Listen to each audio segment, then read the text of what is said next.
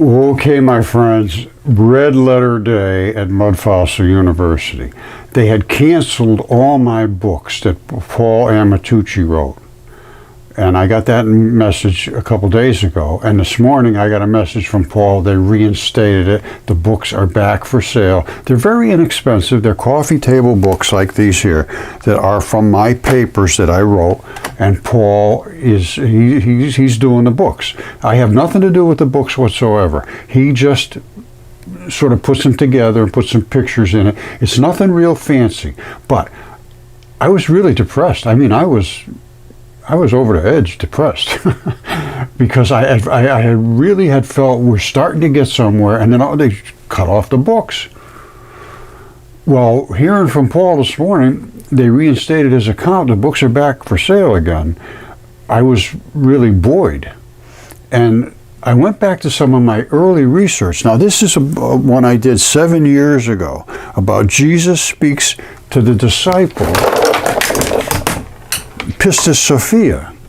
It's about Pistis Sophia. He came back after he was crucified for 11 years and spoke with his disciples. And now we're going to get into this because now it really means something to me. Before, 7 years ago, I'm telling you, it's going to be confusing, extremely confusing. However, now it's taken on a whole new life. Let's take a look. All right, I know I said I was going to wrap it up, but I kept reading a little bit. Look, listen to this. List ye, O man, to he who comes to you. So listen, don't just tell everybody to get lost. But weigh in the balance if his words be of light. For many there are who walk in dark brightness. They're the celebrity types, and yet are not the children of light. I'm not saying all celebrity types are not children of light. Some of them might be. But they can be very bright and still be very dark. Easy it is to follow their pathway, easy to follow the path that they lead. But yet, O man, heed ye my warning. Light comes only to him who strives. Hard is the pathway that leads to the wisdom. Hard is the pathway that leads to the light. Many shall ye find the stones in your pathway. Many the mountains to climb toward the light. Everything is darkness and light. All right? Many who walk in dark brightness. They seem like they're fabulous. And that's a lot of, I'm telling you right now, it's a lot of the top-end academics and so forth dictate what you have to believe and think and do. Basically, I'm just sorry, that's the fact. All right, so I love you all. Bye. Okay, my friends, this is going to be deep, and I'm going to have to break this up into many, many, many segments. Before we get started, you have to understand what are we even talking about? Because 99% of humanity right now has no clue about Pistis Sophia and what it relates to, and that Jesus came back to earth to work with his disciples for 11 years after he was crucified. And this details it, and I mean when I say details, details. Now this is Pistis Sophia, Book 1, but we've got so much to talk about here. And this was a Gnostic text discovered in 1773. They have been finding these Gnostic texts. Gnosticism means knowing, knowledge. Everything is based on knowledge. And when I first originally learned of Pistis Sophia, I can't remember, somebody probably turned me on to it, and I looked into it. I did a video about it 7 years ago, but I didn't understand what I was talking about because it's just way beyond even anybody's comprehension until you understand the light. It's all about light. This is chakra du jour times a bazillion. Just hold on and hold on tight. Okay, I just went up to look, and sure enough, the account appears to be restored. I don't know why. Paul doesn't know why. And again, they're very, very inexpensive, like $9.99. And for a book, you get a little book like this, and it's they're so simplistic you wouldn't believe it. They're from little papers that I did, just a few paragraphs, and then sort of expounded on by by Paul, but it gives you an idea of where we're headed towards. And it's a compilation of all the different things, all the different sciences, all the different ancient texts. And pretty much the Gnosticism has come out to be very, very, very supported by material evidence. So let's get into that right now. We're going to get into the light, which this is what blew my mind totally. It's so complicated, and it's so, look at this. Well, this is what is Gnosticism, and it just means knowledge. It means everything you believe, you base it on knowledge. But there's so much studying you have to do to get that knowledge. And of course, this is Pistis Sophia, and it was about the fall and restoration of a figure known as Pistis Sophia, in particular giving detailed parallels between her prayers of repentance and psalms and odes of Solomon.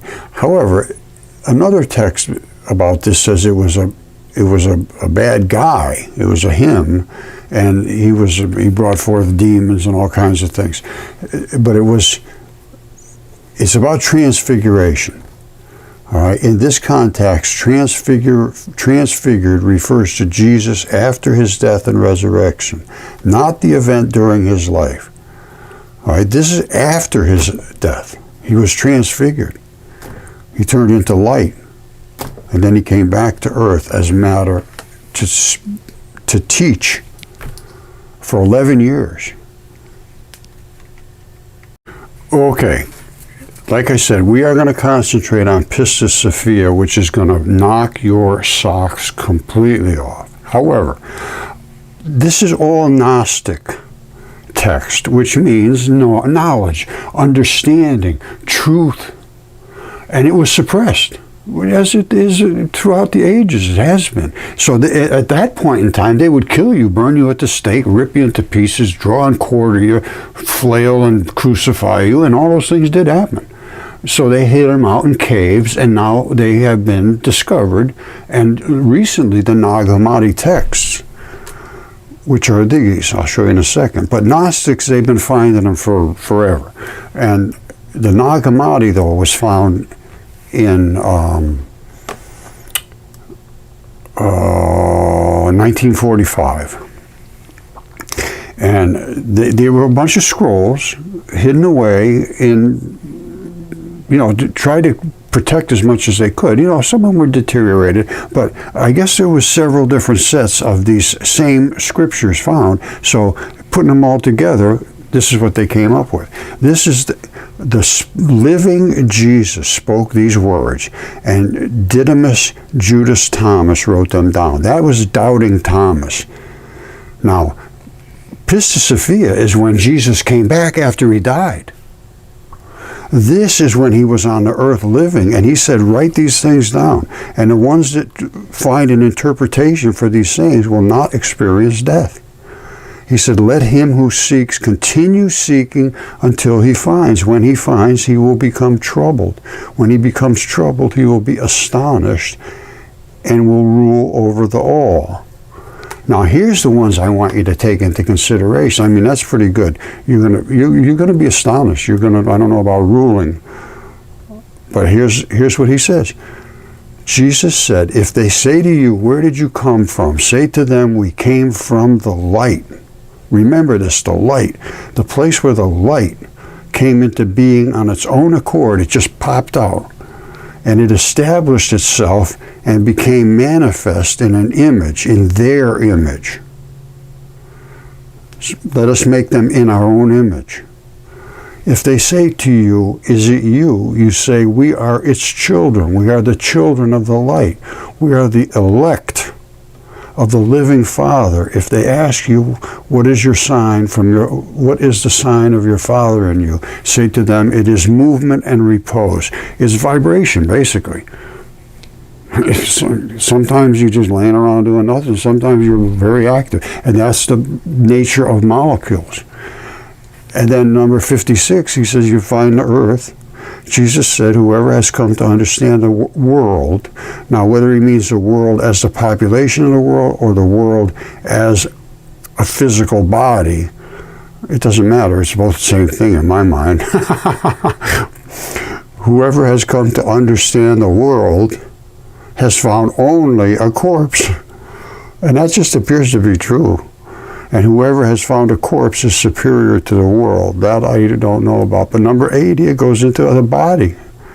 And this is important that you understand this, because it talks about is superior to the world. Jesus said, he who has recognized the world has found the body, but he who has found the body is superior to the world. Now, this is all Nag Hammadi stuff and Gnostic.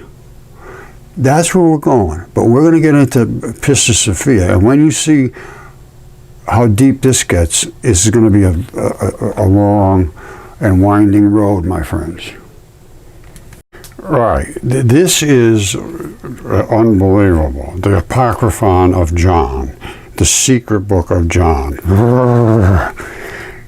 But I'm going to tell you one thing right now. Every Gnostic text has this in common, right here.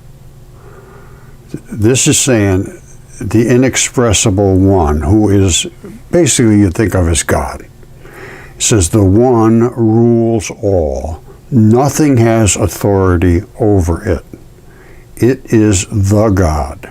It is Father of everything. Holy One, the invisible one over everything. It is uncontaminated, pure light, no eye can bear to look into. Pure white light. The one is the invisible spirit. It is not right to think of it as a God or as like God. It is more than just God. Nothing is above it. Nothing rules it. Since everything exists within it, it does not exist within anything. Since it is not dependent on anything, it is eternal. It doesn't have to have anybody give it anything. It's going to be forever. It is absolutely complete and so needs nothing. It is utterly perfect light. Everything is about light. All the Gnostic is about light. And Jesus said that's where we come from. We are literally constructed of light. And that's what the electron dipole flood theory is all about, dipole electron flood theory. And there's only 2 particles that exist. It's up here somewhere. Here it is right here. These are a black one and a white one. That's all. There's always darkness against the brightness. I know it sounds insane, but I don't know what else to say. These are the only 2 particles that exist. And these are the light. If you can get just to this part, you're in the pure white light. This tries to attract the white light to it. And this is the material universe. This has virtually no weight whatsoever, that white light. All I'm saying is I'm putting a scientific angle to this whole Gnostic speaking about everything is the light. Everything is, he was pure light. You couldn't look into it. Every pure, utterly pure, perfect, uncontaminated, no matter whatsoever, perfect light. Well, I think that's possible. All right, again, this is going to be very deep, so it's going to be very long. But after 11 years coming back, after his crucifixion, Christ receives his true garment, which is called his light vestiture, and that he becomes light, and is able to reveal the higher mysteries revered by this group. All right, the prized mysteries relate to complex cosmologies and knowledge necessary for the soul to reach the highest divine realms. All right, now this is deep, deep, deep. All right, as you can see, it was bought by the British Museum in 1785. These are the Pistis Sophia texts, and they are extensive. If you read this thing, and it is a lot to read, so I'm just going to give you the details. The first edition of this book about Pistis Sophia finally came out in 1896, and then was re-edited for a second edition in 1921. So in other words, they acquired it in 1785. All right, so it's 1885, so it's 100 and something years before somebody did something with it. And then they had to re-edit it because, it's not perfect in the first running. So, within 30 years, 25 years, a lot of things can happen. But at any rate, this is what it consists of. Look at this. The first book of Pistis Sophia, these are the chapters. Now, these are the ancient texts, and apparently they say it was written by 2 different scribes. And you got the first book, and look at all this stuff. Then you got the second book, all these different chapters. And then you got a third book, a fourth book, fifth book, and sixth book. And all of this stuff is stunning, stunning, stunning. So we're going to start right from the beginning and go forward, but it's going to be a long journey, so be prepared. Well, okay, my friends, as shocking as this is, these are the 2 smallest particles that exist. The Fermilab found them, CERN found them. They know they're there, but when they collide their particles, they're huge things like this. They smash and they get all kinds of debris because they're protons.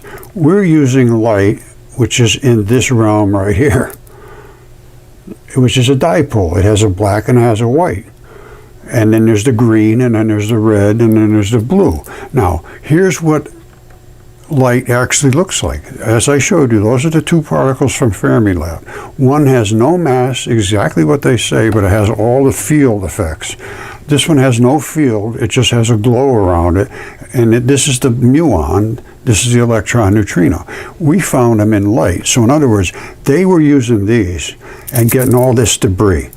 We started with that, and we could see exactly what happened to it. And what happened to it when ours broke apart, like theirs did, we could see, here it is right here. The black came away from the white. And the white became so brilliant, you can't look at it. You can't look at this. The only way you could look at that is with the complementary metal oxide silicates that we're using. All right, which is nothing more than a cell phone. And this was a very long time ago, almost 10, well, I think it was 10 years ago. And this is the muon neutrino. This is from CERN. The muon neutrino creates a muon. Electron neutrino creates the showers. There it is right there. And these are the 2 particles, muon and electron neutrino. Electron neutrino, muon neutrino. Back to back, they're 2 bar magnets. Separated, one of them is an electron. It's a dipole electron flood. That's all there is these dipole electrons. And when they build together, they turn into protons, and then the protons turn into molecules, depending upon they're all hooked together. But you're starting out with these 2 particles, and that's all that does exist. That's the only thing that does anything. So if you can get the pure white away from the dark matter, maybe this is what Pistis Sophia is all about. That's the journey we're on, my friends. Okay, my friends, you're going to learn with me because I did 7 years ago, I did the video on Pistis Sophia, had a whole different interpretation on things. Now I think I have a whole new meaning to this. Now, Pistis did something terrible. If it was a man or a woman, I have no idea. And the texts go both ways on that. Now, it says she can only be restored to her place in the 13th aeon, which is outside the kingdom of light. There's a kingdom of light, and that's all there is light there, and everything there is perfect. And that's where you want to get to. But she can't get there, apparently, for some reason. All right, I'm going to leave you with this. This is what Gnosticism is all about. It got its name from the word knowledge in Greek. And it came before the time of Christ and extended into the first centuries of the Common Era because they tried to kill it, and so they hid it in caves and everything, and now it's being exposed. The Gnostics viewed themselves as those who know. All right, they searched, they did the searching, they did the work. Their heretical teachings varied from group to group. They were heretics. and can't be pinned down with specificity, but common Gnostic beliefs include these. So in other words, there was variations. Nobody can come to a complete conclusion on anything as far as I can tell. But this was what everybody agreed on. Christ appeared to be human. His humanity was merely an illusion. I can agree with that because he was divine and they could transform and transmutate into anything they wanted. Christ appeared to die but did not really die. The crucifixion was really a crucifixion, a fake. Christ was not truly God, the second person of the Trinity. He was merely a created being who was the lowest of the aeons, a group of semi-divine beings between God and man. Now, that was up to a point. I believe he acquired his light vestiture at a certain point by doing his obligations. Now, listen to what it says again. He was a group of semi-divine beings between God and man. Each lower eon was given power by a higher eon. Christ, the eon furthest removed from God, created the world because God was too pure to dirty himself with the matter. He didn't want to touch any of the matter. Matter is evil. The black parts are evil. The white glow is divine light, basically. That's, as I showed you, the light. This is light. All right, those are the things that have all the mass. These have no mass whatsoever, and they can get shrink big and get small. And as far as I can determine, this is what they're talking about when they say nobody can look them in the face and all these other things about light. And everything is about light. It's all about light. All right, and matter is evil. So one can do anything they want with one's body, including kill your own body, release the soul from its imprisonment. The God of the Old Testament is evil, evidenced by the fact that he created the material universe. He is not the same God as the God of the New Testament, who is the God of love, as Jesus and his apostles taught. And it does appear that they're two separate entities. People are saved by acquiring secret knowledge, which is gnosis, which is imparted only to the initiated. And then you get a cloak of light on you. And that's, the whole thing is about light. All right, this is what matter looks like. The dark goes to the center. The electron parts, the white parts, go to surround that. And they have different colors depending on how closely tight they are to the center. The blue is very energetic because it really takes a ton to pull it off of there. And I mean literally a ton. And the green, the same thing, pretty strong. And the red is not so strong. That gives you those three different colors. And all of this is talked about in Pistis Sophia. It's absolutely stunning, the similarities. Now I'm going to show you something from Atom Central in a second, where they did an atomic bomb blast, and it separates the white from the black. And the white goes out first, and the black catches up to it, because the black has all the mass and has to push through everything. The white just glows. It just doesn't have any mass whatsoever. The black pushes the white, and you'll see that. You see it here? You don't really hardly notice it here, but I can show you where you can really notice it. You see how the light is speeding up to go to the Venturi, and the black stays back this way because it can't get through the Venturi. It's too much of an explosion there. So the black stays back here, and it comes back in here. But right here, you got pure, raw, white energy. That is, to me, is almost divine energy, really. If it's a pure white light, you can't see that. The only reason we can look at that is because we're using CMOS, which is a complementary metal oxide semiconductors, to pick up these frequencies that would pretty much burn your eyes out. You can't look at something like that for very long. It's like looking into the face of the sun. All right, if you're a physics geek, this is a subatomic nuclear explosion. It's exactly what it is. This is the Venturi. Coming through is the black and the white. And you see how close these pulses are together here? There's the black, trying to drive this white forward. The white is pushing against other white particles here, and they're just sort of vibrating out. And this is what they call a whistler wave. It makes a sound in the air prior to the atomic bomb hitting. Now I'm going to show you the atomic bomb going off, and you're going to see there's going to be a house like right here. And the house is just going to burn and vaporize up. It's not even going to move. No movement whatsoever. And then the black hits it and knocks it right down. Get ready. All right, shown this many, many times. This is Atom Central. This is a test house they did. Watch the wires, the poles, anything that can have any combustibility to it. All right, because what's going to happen is we're just going to invade the electrons in there. Nothing's going to move. The smoke is just going to smoke up. But everything that's combustible will absorb those fields, and everything will just evaporate outwards. And you watch what happens. It's in very, very slow motion. I turn the sound off. Now, they take the truck out of here and all that business. And then they have a hardened camera looking into it as it goes off. All right, so here it goes. Boom. I'm going to stop it. All you see is white.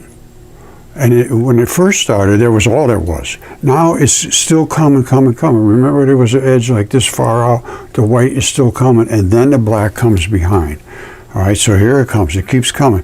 But nobody's going anywhere. The smoke is just rising up, just like off of a gas grill. The wires and everything. Now comes the black and takes the whole thing away. You see it? Two separate events completely. All right, it's not just the Gnostics that talk about Jesus being wrapped in a garment of light. He wraps himself in a light. He wraps himself in light. That's his light vestiture, as with a garment. He stretches out the heavens like a tent. And this is God and Jesus and all of the eternals in my mind. Again, there's a lot to think about. And they're all talking about this light. Light as a tent, light as a curtain, light as a cloak, light as a garment. All right, so light is not strictly the Gnostic. Gnostic goes a little deeper. All right, I'm just going to leave it with this. This is a very short chapter, chapter 1 of Pistis Sophia, so you get a little bit of a feel for this. Now it says, "It came to pass, when Jesus had risen from the dead, he passed 11 years discoursing with his disciples and instructing them only up to the region of the first commandment and up to the region of the first mystery, that within the veil, within the first commandment, which is the 24th mystery." All right, so there's 24 mysteries apparently, and he's only going to instruct them up to the first mystery. From without and below, those 4 and 20, which are in the second space of the first mystery, which is before all mysteries, the Father in the form of a dove. Yikes, yikes, yikes, yikes, yikes, yikes, and more yikes. There's nobody in their right mind could even consider this to, and it's still very confusing. But once you get past this stuff here, I don't know, maybe somebody threw that in to make it sound like this is nonsense. Don't bother reading any further. But look, it says, Jesus said to his disciples, "I have come forth out of that first mystery, which is the last mystery." To me, that's the light. Because the light is the first mystery, and it's going to be the last mystery. It's the 24th mystery. And his disciples have not known nor understood that anything exists within that mystery of the light. There's nothing there as far as I can see other than just nothing. All right, and they thought it is the completion of all completions, because Jesus had said to them concerning that mystery that it surround the first commandment and the 5 impressions and the great light and the 5 helpers and the whole treasury of the light. And moreover, Jesus had not told his disciples the total expansion of all the regions of the great invisible and of the 3 triple powers. There's the light comes in three different, red, green, blue. And of the 4 and 20 invisibles and all their regions and aeons and orders and how they're extended. And this is what light does. Light extends through these regions and frequencies. I don't know if that has anything to do with it. All right, but it's all about light. Those which are emanations of the great invisible, and they're ungenerated, and they're self-generated, and they're generated, and they're light givers. And they're unpaired, and they're rulers and authorities, and lords, and they're archangels, and their angels, their deacons, and their servitors, and all the houses of their spheres, and all the orders of every one of them. This is so deep, it's just, I turned away from it, to be honest with you. I didn't go as deep as I should have. So let's just, if you're interested, it's up to you. But Jesus had not told his disciples the total expansion of the emanations of the treasury, which is the treasury of light. So you're at the treasury of light. Nor their orders, how they are extended, nor had he told them of their saviors, according to the order of every one how they are, nor had he told them what guard is at every gate of the treasury of the light, nor had he told them the region of the twin Savior, who is the child of the child. It's just way beyond, but it's all about light. It's all about the regions, how the great light hath expanded itself. That's where, and it needs to come back together to be pure light. That's what they say in the Gnostics, that you are trying to achieve pure light. All right, so that's it for today. But you probably should go back to the things I did in the last few days about whatever they were about. But it's the things that nobody has considered. Let's put it that way. And I'm going to try to just keep updating this as we go through the Pistis Sophia texts and these Gnostic texts. The Apocryphon of John, the Lost Book of John, is just way out there. And of course, Emerald Tablets, I just did that the other day. All of these things, and the atonement for what you did bad in your life. If you really want to get into heaven, it looks to me like there's some rules that you better be following. That's all I can say. I could be totally wrong. I could just be spouting off, which I am, because I don't know if I'm right or not. But I have my faith now very solidly put into the fact that Jesus came here to warn us. And those that take heed of the warning, I think, are going to be okay. Those that don't, well, I don't know. All right, here it is. I'm going to leave it at this. Pistis Sophia, chapter 1.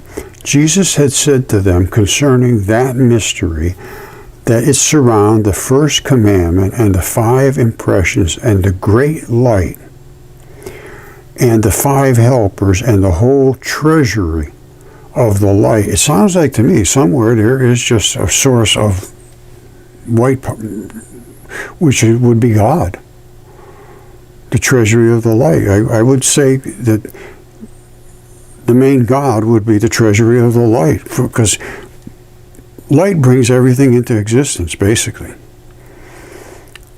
But the black is always trying to attract to the white to lock it together.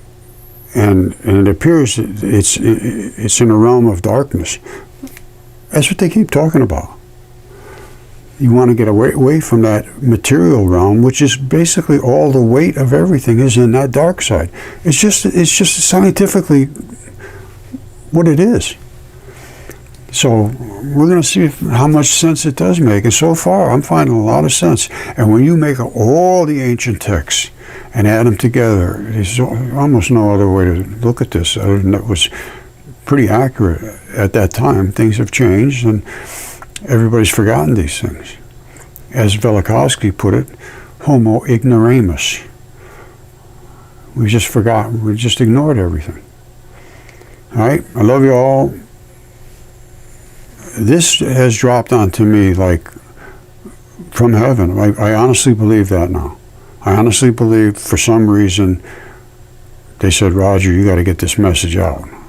And I tried, and I basically failed for many years. Hopefully now people are going to be interested. Now, I was thinking of doing some live ones, but I need to have somebody that really knows what they're talking about. We can talk back and forth, because I really don't know this stuff that well. I honestly, I'm dragging you through the soup with me. I'm trying to understand it, and I figure, why not you come along? So, you know, a live would probably be better. Anyway, leave some comments. All right, I love you all. Bye.